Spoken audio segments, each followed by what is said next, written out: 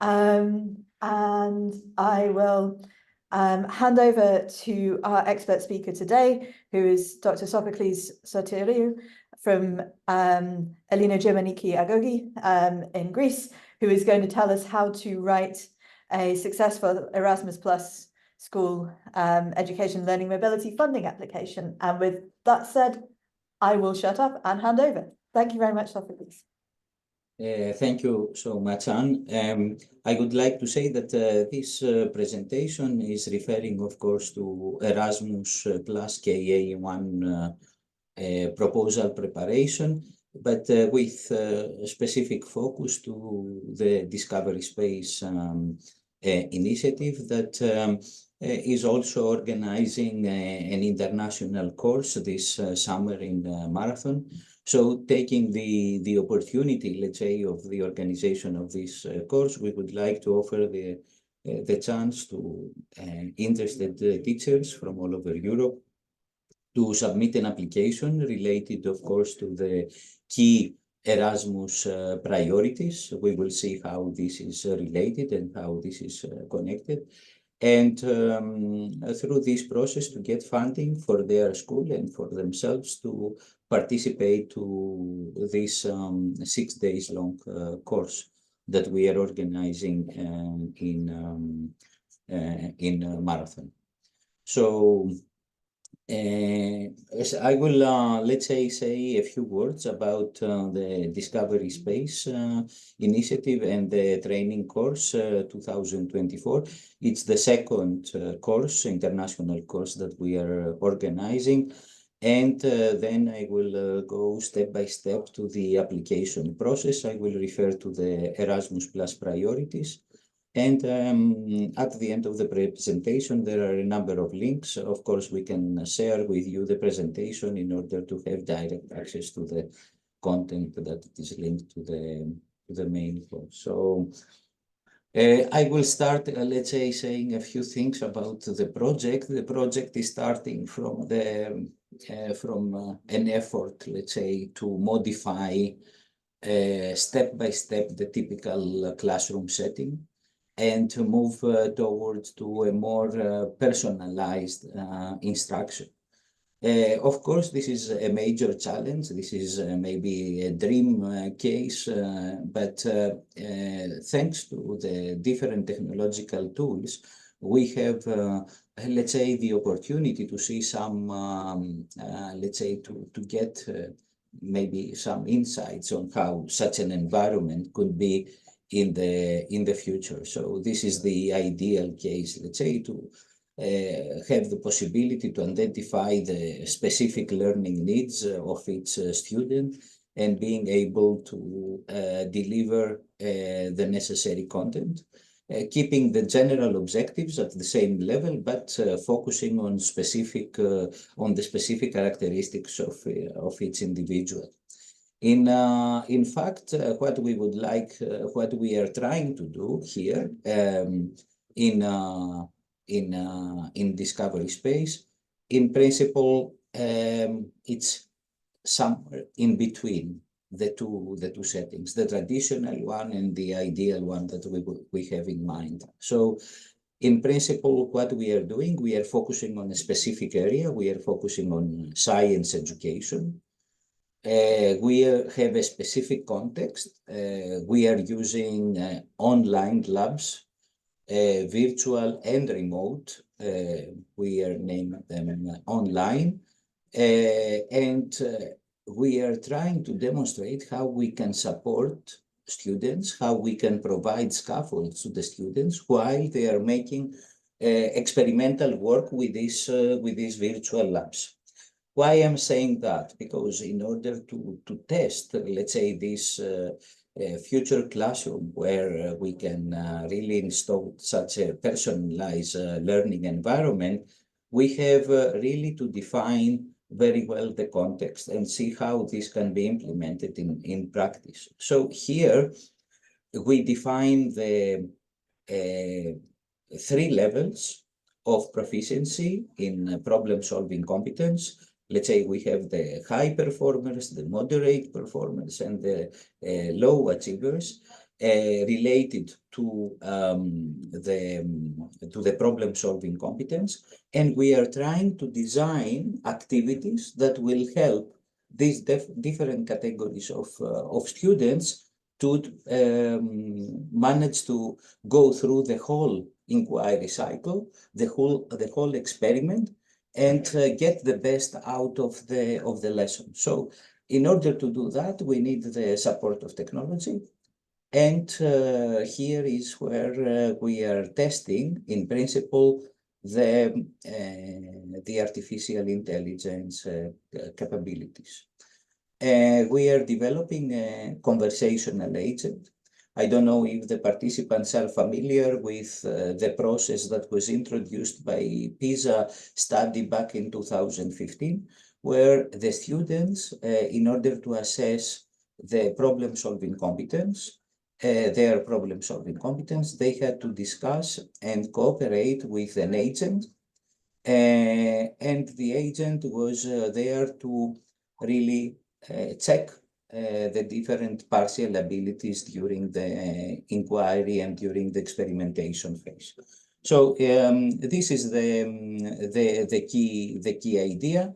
So we have developed, let's say, a process.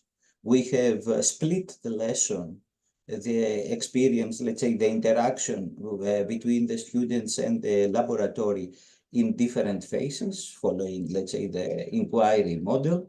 And we are trying to see how they're developing their understanding about the specific, a number of experiments, how they are able to model the whole process, how they are able to set up the experiment when it is necessary, how they can get data, how they can analyze data, and how they can reflect to their initial hypothesis. So this is more or less the idea. I would like to say a few words here. I will use the example from Greece. These are reference data from this pilot study of PISA.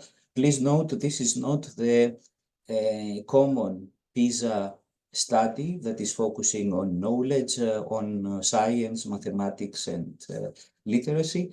This is a test that is focusing on problem solving, on the development of the problem solving competence of the students. And this was the pilot was done back in 2015, following a specific model. And here one can see that in Greece, about 42% of the students demonstrated low proficiency in the problem solving competence.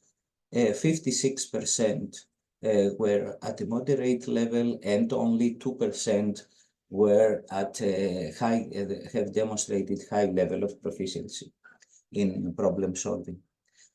Later, many studies, let me say, were implemented.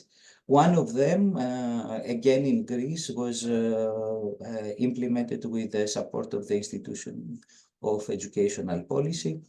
Numerous students were involved, but this time the test was not, let's say, isolated from the real lesson, but it was integrated in the lesson. So there were a number of sample lessons related to the school curriculum, and the students, again, they had to follow the inquiry process in order to demonstrate their proficiency in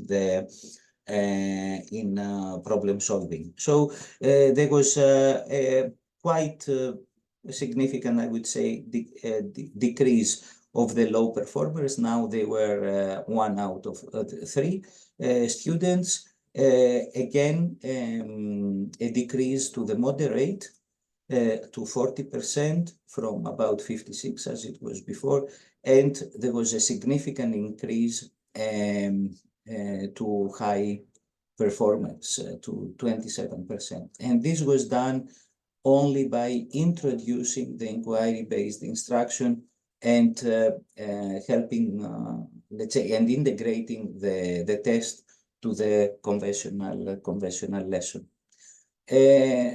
Imagine now a scenario where, in principle, while the students are entering to the inquiry process, and here one can say this is about 40%, this is about 50%, and this is about 10% of the students during the first phase. We have a system that is supporting the teacher, and it is guided by the teacher, and is providing specific content to the different phases of inquiry in order to help students to increase, for example, their level, or give them the opportunity to demonstrate where they are facing difficulties, and the system is ready to provide scaffolds and support during the process. So these decisions cannot be made, as you understand, from a single person in the time frame of a lesson. So in discovery space, the key idea is to develop this dynamic assessment process during the inquiry cycle that includes all these phases, and help more students. Let's say I will go one slide back to help in increasing, let's say, further the students that demonstrate higher levels of proficiency in problem solving. So this is our idea. It is focusing on inquiry-based, and of course to the development of the problem-solving competence with the support of an AI-based conversational agent. So our vision is to move from the traditional classroom towards a more, let's say, science lab, I would say, like class, where the students demonstrate a number of key skills, among them that plays a specific one that plays a very important role, the problem solving skill, the competence to solve complex problems and being able to reflect to what they have found to their everyday life. So this is the aim of this course that will be organized in July in Greece, and under ESIA website you will be able to find detailed information and also an indicative program of the course. It is focusing on the use of AI. It is really introducing an innovative pedagogy, and in principle, it is fully in line with the key priorities of Erasmus program that aims to promote STEM, aims to promote digital education, and support teachers to help their students to develop key competencies, among them, as we said, the crucial role, a very important role is allocated to the problem solving. So this is the intro part. And now I will move to the description of the funding opportunity for the teachers. And I don't know if there are any questions. In case that there are questions or something that I have to reflect to, please interrupt me, and I would be happy to provide explanations or let's say answers to the participants. I don't see any at the moment. Okay, good. So I will go on, and if there is anything, you can inform me. So the course is organized by Ελληνογερμανική Αγωγή. Ελληνογερμανική Αγωγή is a private school located in Athens. We have, let's say, a quite big audience here, students and teachers, and we have the opportunity really to test numerous of these applications in a real setting before really initiating the related training courses and presenting how this can work, let's say, also to other schools. To do that, we have, let's say, we are hosting a research and development department inside the school. The team includes 21 researchers. My colleague Dimitris Koulendianos is also with us here, and together we are running this initiative. Also, the school is a certified teacher training center recognized from the Ministry of Education in Greece, so it has the capacity and the people to organize and realize these courses. If you visit the ESEA website, you will see that this is not the only course that we are organizing, but this is part of a number of courses that we have designed for this for the upcoming summer, where you can, of course, make an application in order to join. So how we can prepare this application following the Erasmus Plus framework.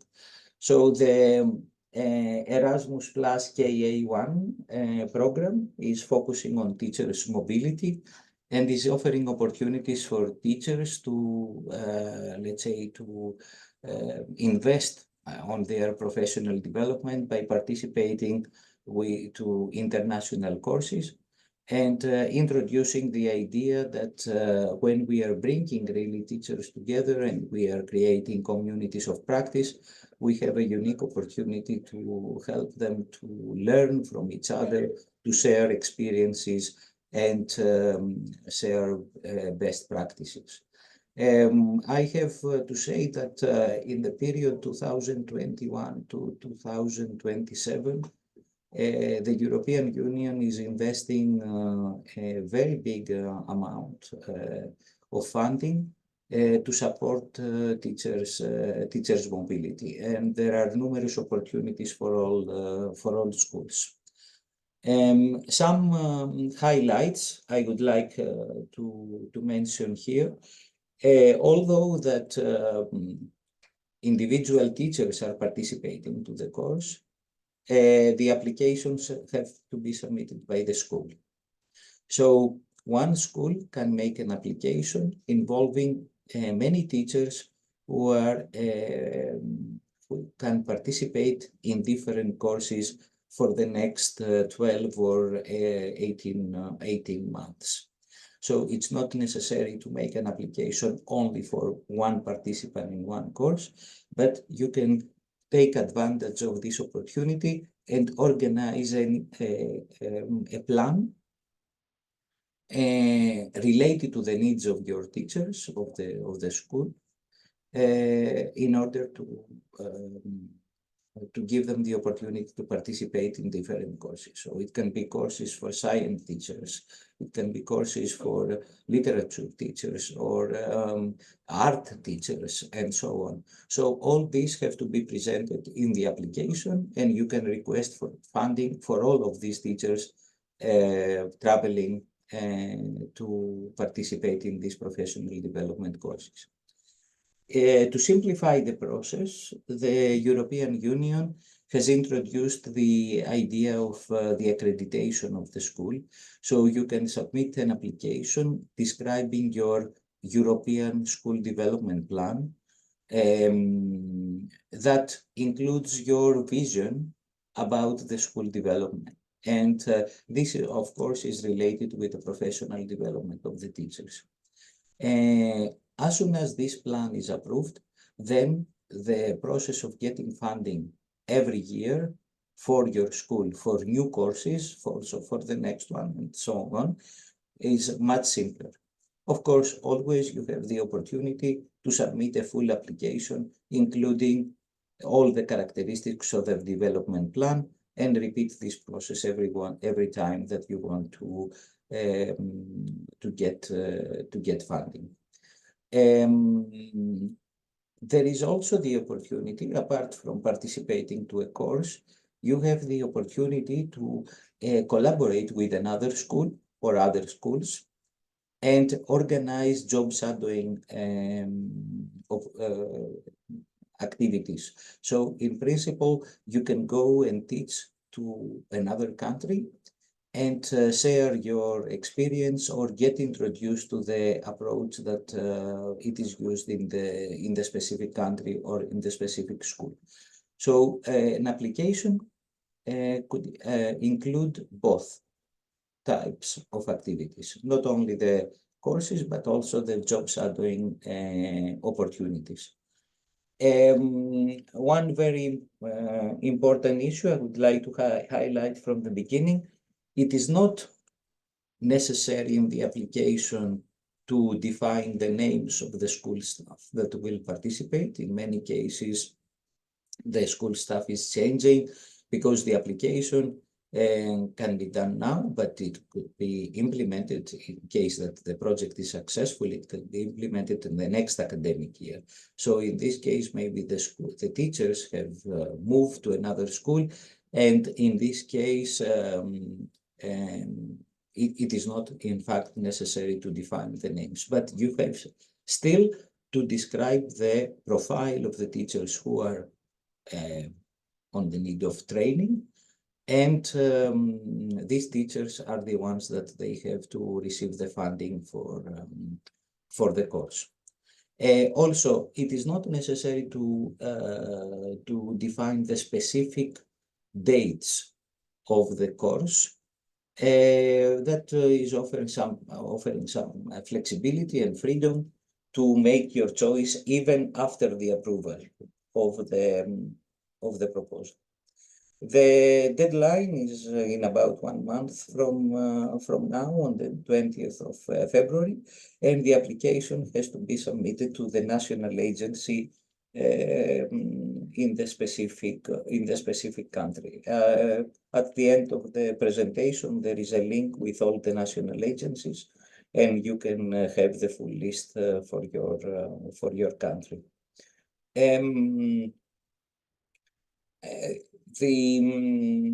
Here I'm referring mainly to the accreditation mechanism. So in principle, you can submit now an application that is covering, let's say, the next 3 years of the program. And in this framework, it will not be necessary to apply again presenting the overall Erasmus development plan of the school, but you can say that I'm submitting an application to participate in the specific course. This course is fully in line with our already certified and approved accreditation plan, and we would like to receive funding for the specific activity. The application is much more simple. Still, every application under Erasmus has to meet the quality standards. So it includes it has to take into account a number of topics like the management, the selection process for the participants, the support that will be provided to the participants, the follow-up, the communication of the results of this training, and so on. I will come in more detail in a few minutes on these issues. What is important though is you have to have a close look to the program guide, to the Erasmus Plus program guide, especially to the chapter that is referring to the KA1 program, in order to make sure that your proposal is in line with the Erasmus Plus priorities. Erasmus has, let's say, if I can say in that way, 4 key priorities. The first one is the digital Erasmus, so development of digital skills, using digital tools, and so on. The second one is the green Erasmus, related to climate change and environmental education, and the key role of the schools in this frame. The third one is the inclusive Erasmus, that is considering all the teachers and the students for any reason that they are in a risk of exclusion from educational services. And finally, this is rather new, is the democratic Erasmus that is focusing on key values that every citizen must respect in our community. So these are the 4 areas, the general areas, but it is important when you are preparing an application to get in contact with the national agency in your country and check that in the case that there are maybe some additional priorities. One way, for example, to do that, apart from asking directly, is to have a look to the list of the previous approved proposals from 1-2 years ago, and you will see if there is some thematical orientation beyond the 4 key areas that were presented here, and they are presented also in the Erasmus guide. Okay, so these are some hints. All the information here I will not enter, but in the presentation you will see that there is a link here directly to all the award criteria, so you can go through step by step in order to make sure that your proposal is meeting the award criteria. Everything is explained in detail. Your proposal must get at least 70 out of 100 points to be considered for funding. But let me say, in the case that the funding is already devoted to the proposals with higher scores, then even if you get more than 70, there are always cases where the proposal can enter to a reserve list. And let's say it's in fact a waiting list where maybe it will be activated in case that some of the proposals are not finally coming to the contract phase, or maybe at the end there are some money left, and they have the possibility to fund additional projects. So here, if you go here, you will have all this information. So I will share with you now a number of tips for the preparation of the Erasmus Plus Action Plan for your school. The action plan in principle includes 3 key sessions. The first one refers to the needs of the school, and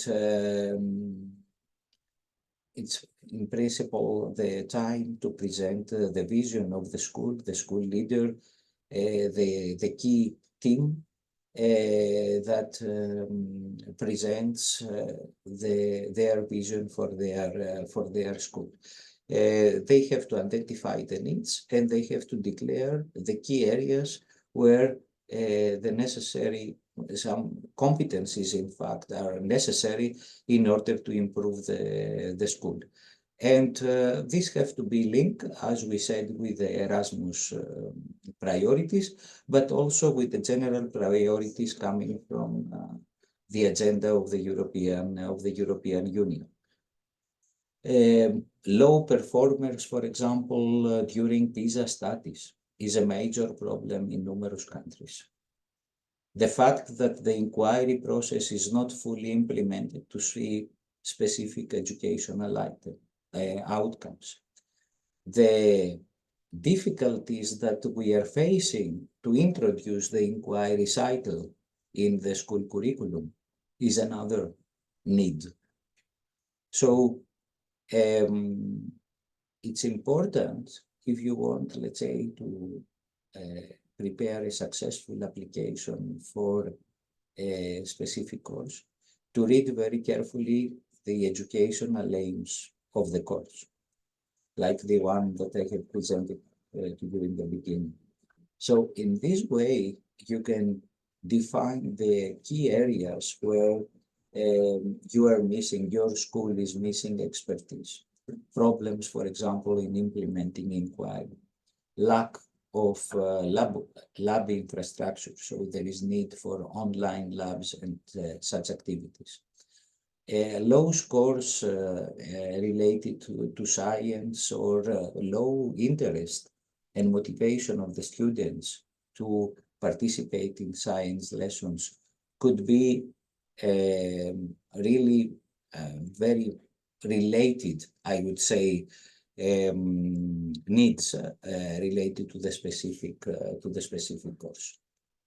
So I have here for you all these tips that you can use them, of course, but we can really also support you during the preparation phase in case that you have specific interest to prepare an application for the courses that we are sharing, and more specifically for the discovery space, to help you to define this framework, because really this is the basis. This is the reference point for your action plan. This is the reference point for the success of the application. The well-documented, well-explained needs of the organization of your school. The second part refers to the description of the course, and it has to do mainly with the educational objectives of the course and how the participation in the specific course will meet the needs that were described in section 1. So, as you understand, section 1 and section 2 are very much related, and you have to demonstrate that there is a self-consistency in your application. For each need, you have to present that this course is ready to provide support, guidance to help the participants to solve these specific problems and face these difficulties that they are dealing with in the classroom setting. So the educational objectives of the training course, the activities where the participants will be involved, have to contribute to meet the identified needs from section 1. And this is again a point where you have to make reference to the specific course that you have decided to attend. One important aspect here is when you are making the selection of the course, you have to take into account that you have to describe everything in detail, even how you are going to solve the problem related to the absence of the teachers who are participating of the course, in case that this is taking place during the school year. So in such a case, you have to demonstrate that you have taken all the necessary measures to avoid causing problems to the operation, to the normal operation and the organization of the school. So keep that in mind. It's a very important parameter that for sure will add some points to your application. Organize everything very in a nice way. As I said in the beginning, it is not necessary to fix the dates, but if clearly, I mean, you have already agreed with the course participants, you have the dates, and you have taken into account all these issues, it's important, of course, and will give extra points to demonstrate that you have a very good organization plan ahead. The third one has to do with the next steps, I would say, with the overall follow-up. How the experiences, the competencies that were acquired by the staff participating in the course, how they are going to be used in the overall school strategy for future development. How are you going to share this information with the rest of the school staff? How the teachers could act as trainers for other teachers in your school? How you can disseminate this activity to a bigger audience, to school, to the parents of the school, to the local community, and so on and so forth, in case, of course, that this is applicable in the case of your application. And it is important, if you are making also a plan, to demonstrate that you are there is some progressive approach. Let's say you are starting with courses focusing on basic skills, then you are focusing to courses that are more advanced and so on. So you are presenting a continuous scheme that is supporting the professional development of the teachers in the key areas that are related to your, of course, plan, but also to the Erasmus priorities. The application has to be submitted to the national agency. There are also specific guidelines online, and you have to follow this process step by step in order to meet the quality criteria, of course, for the submission. As I said, there are two opportunities. The first one is to, in case that the school is already accredited, you are submitting a simple application by asking financial support for a course that is related to your initial plan, or in case that for some reason you prefer to, in every application, to repeat a new development plan, you have still this opportunity, and you can submit a full application, which is a bit more demanding, of course, than the simple one, as it includes the full development plan of the school. Some other fields. Participants' role, you have to present the profiles of the staff that will participate in the activity. No names are necessary. You have to define the criteria for selecting these teachers, why these teachers are going, because maybe they are not so experienced, or in case that you have more experienced teachers and they are lacking, for example, some key competencies related to the digital tools, they can also participate, and so on. But this is, if you manage to really to connect with the real situation in the school, I believe that you have many chances to get the funding. Preparation of the participants. You can receive, for example, funding to have linguistic support for the participants in case that the course is, for example, in English, and the participants are not so fluent in English. And in case that you consider that they will face problems in attending the course, then you can provide them with some support before the course, or you can really request funding for sending, for example, with them an English language teacher in order to support them during the realization of the course.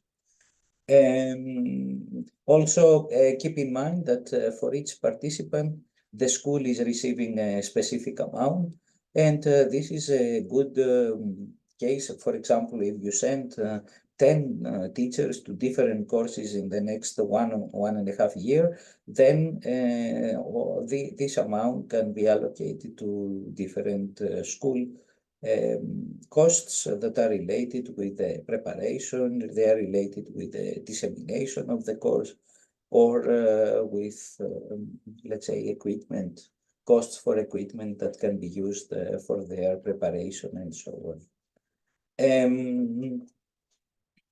Related to the evaluation, the impact of the course, you can have a look, for example, in our course in the follow-up section, where there is information about which tools we will use to assess the impact. And these, of course, tools will be available to the participants to use them when they are back, because it's important to demonstrate that you have a strategy to assess the impact of the specific activity.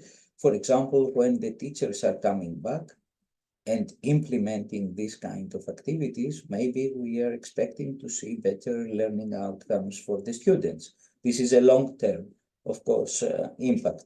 But you have also to mention both short-term, for example, teachers' satisfaction, teachers', let's say, opinion about the course, if the contents meet their expectations and so on, but also long-term ones that are related with the impact of their work when they are back in the school environment.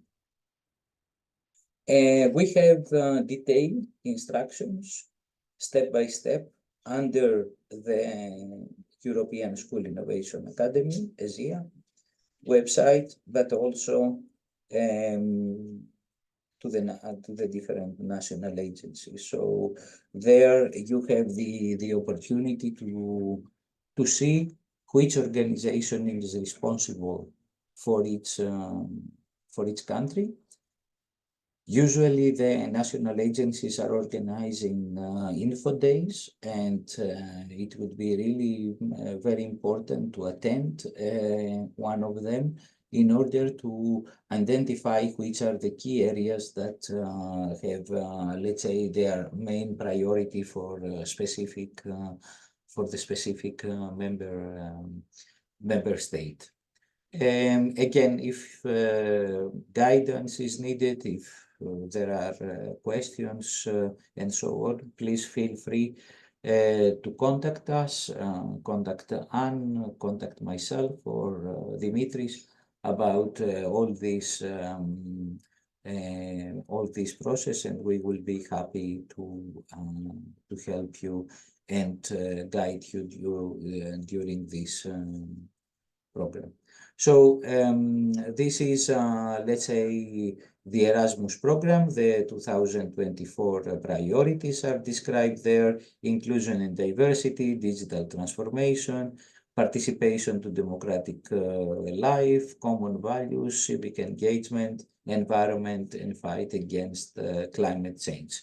The guide is quite long. It has numerous pages because it's covering all the programs related to Erasmus, not only KA1, but also KA2, the policy support actions, the Erasmus academies, and so on, but also at different levels: school education, university level education, vocational training, and so on. So it is not really necessary to go through the whole document, but just focus to the chapter that is referring to KA1 mobility for school teachers. So with this one, I'm concluding, and I would be happy to discuss any question, comment that you have in order to provide further support and more focused support if it is necessary. So, and the floor is yours. Great. Thank you ever so much for the really clear presentation. Are there any comments or questions that come from the floor? You can just unmute yourselves and speak. I think we're small enough groups that will work.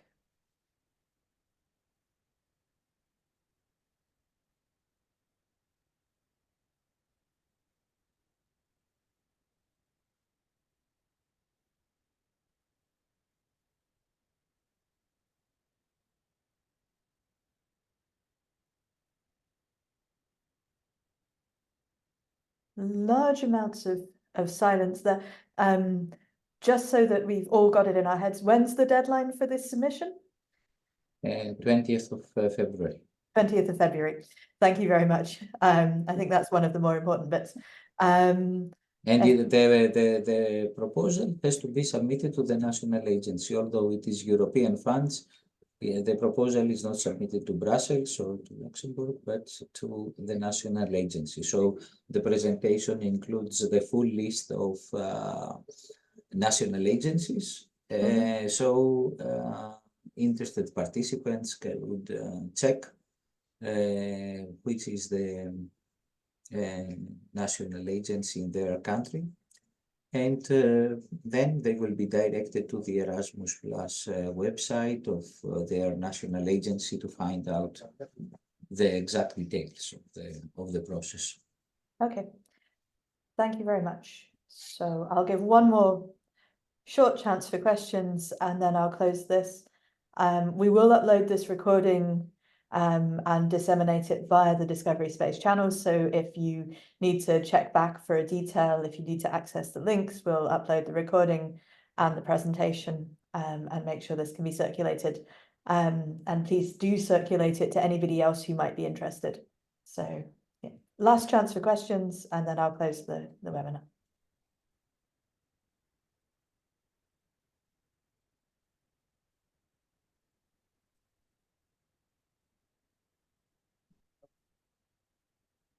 Lots of silence. So thank you very much for coming.